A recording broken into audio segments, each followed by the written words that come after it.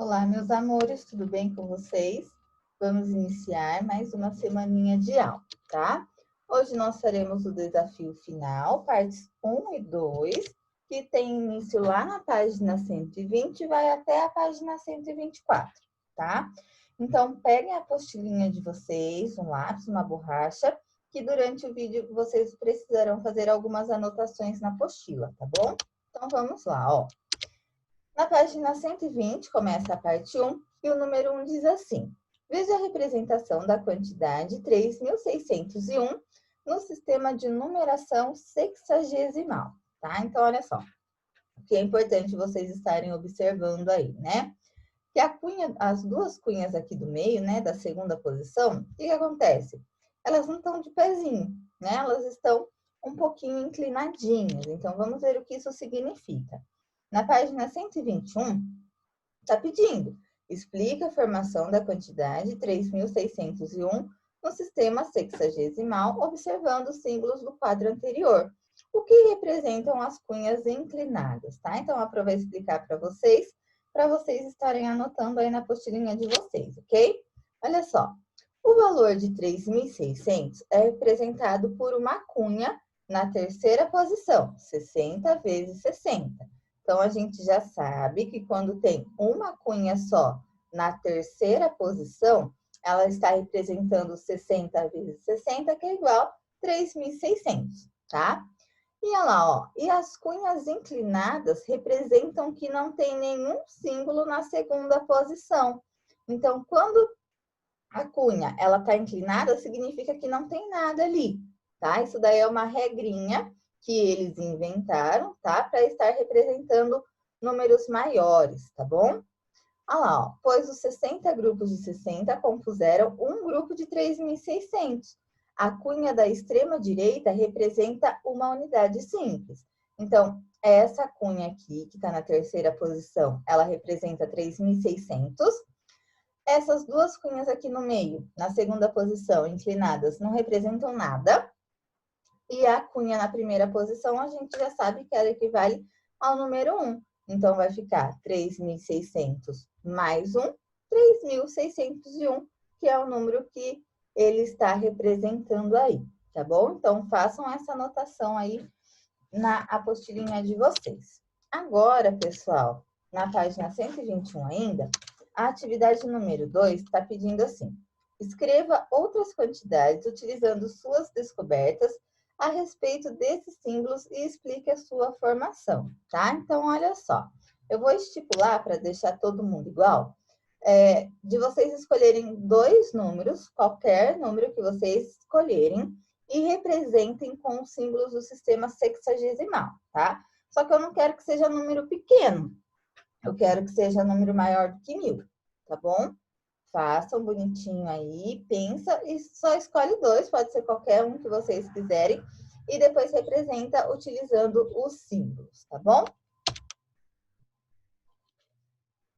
Agora, lá na página 122, tem uma conversa aí, ó.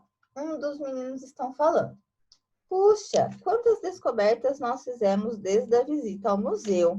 E o outro fala assim: pois é, percorremos um caminho bem interessante e quanto conhecimento adquirimos. Mas parece que a professora tem mais um desafio para nós. Olha lá. O número 60, como base para contar, era utilizado pelos babilônios, né, como vocês já sabem, há milhares de anos nos séculos cotidianos, pelos escribas nos seus cálculos astronômicos e por todos os que dependiam da contagem do tempo. Qual a contribuição do sistema sexagesimal no campo da matemática até os dias de hoje, tá? Então, pessoal, vocês terão aí um espacinho para colocar as conclusões que vocês tiveram em relação a esse sistema sexagesimal, tá? É uma coisa que nós já conversamos a respeito, tá bom? Aonde que tem esse sistema, aonde a gente conta de 60 e 60 até nos dias atuais, né? Olha só, na interpretação e escrita das horas é utilizado o sistema sexagesimal. Uma hora possui 60 minutos, um minuto possui 60 segundos, E na medida de ângulos também é usada a base 60 graus, tá? Então, é uma coisinha aí que vocês já estavam sabendo, a gente já tinha conversado a respeito. Só registre, então, aí na apostila de vocês, mais uma vez, para a gente poder concluir essa parte, tá? Agora, lá na página 123, a gente vai começar a parte 2 desse desafio, onde vocês terão que estar realizando algumas situações problemas, tá bom? Eu vou dar uma breve explicação nessas situações problemas para vocês estarem realizando aí depois do vídeo, tá? Então, olha só. O número 1 diz assim: na escola de Pedro e Beto estão acontecendo as Olimpíadas de Matemática. Os alunos são divididos em equipes e vários desafios matemáticos são propostos. Antes de iniciar os desafios, Pedro e Beto foram tomar um lanche. Ao chegar à lanchonete, Pedro observou o relógio, que estava marcando 9 horas e 35 minutos. Após o término do lanche, ele percebeu que o relógio marcava 10 horas e 25 minutos, tá? Aí tem a foto dos meninos conversando, né, e olhando para o relógio. Só que agora vocês vão ter que responder para mim. Quem está certo, né? Quem está falando corretamente a hora? É o Pedro ou o Beto, tá bom?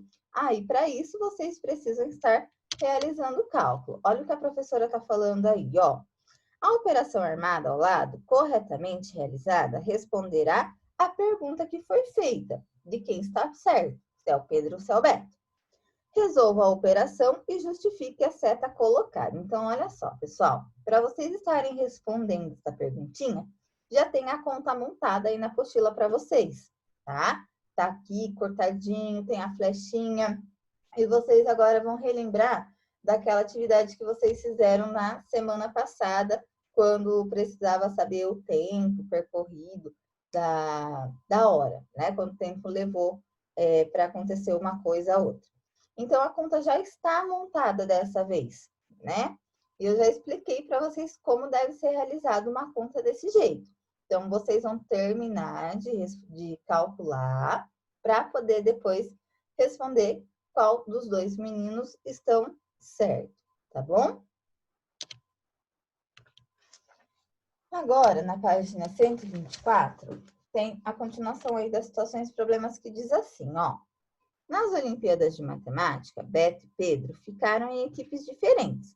Observe os quadros a seguir com as informações a respeito do início e do término da realização dos desafios de cada equipe. Então, tem a equipe do Beto, que teve início às 11 horas, 15 minutos e agora 26 segundos, tá? Presta atenção que agora a gente também tem os segundos, tá bom? E o término, 12 horas, 35 minutos e 12 segundos. Para poder estar respondendo, né, depois da perguntinha, vocês vão ter que montar um cálculo. Só não pode esquecer de colocar os segundos também agora, tá? E a equipe do Pedro, que teve início às 11 horas, 15 minutos e 26 segundos e teve o término às 12 horas, 25 minutos e 48 segundos, tá bom? Agora ele fala assim, ó, por meio do algoritmo apresentado na página anterior, calcule o tempo que cada equipe gastou para realizar os desafios nas Olimpíadas de Matemática. O que é esse algoritmo, tá? É aquela continha, eu vou até mostrar.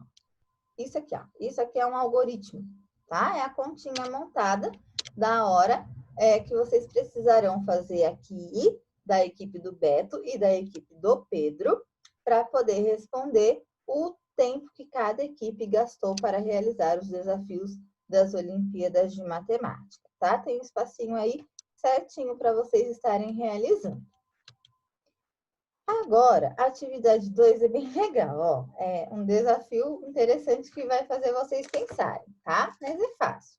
A professora pergunta: por que na máquina de contar o tempo, chamada relógio, a aritmética baixa é válida? Explique, tá? Então, tem a continha aí, ó. 8 mais 6 igual a 2. Opa, mas quando a gente faz 8 mais 6, não dá 2, tá? Mas por que na máquina de contar o tempo, qual que é a máquina de contar o tempo? É o relógio, né? Por que no relógio, quando eu faço 8 mais 6 é igual a 2? Para vocês poderem resolver esse desafio, é interessante também, para facilitar um pouquinho aí, olha a dica, hein? Vocês pegarem um relógio, sabe aquele relógio que vocês destacaram do bloco de jogos semana passada, para realizar as atividades? Pega o que tem os números, tá? E tenta pensar em relação a essa continha, 8 mais 6 igual a 2, para vocês descobrirem, tá bom? Aí vocês descobrem, façam as anotações. Qualquer outra dúvida sobre a nossa aula de hoje, também vocês podem estar me procurando, tá bom? E é isso, pessoal. Por hoje é só e até a aula de amanhã.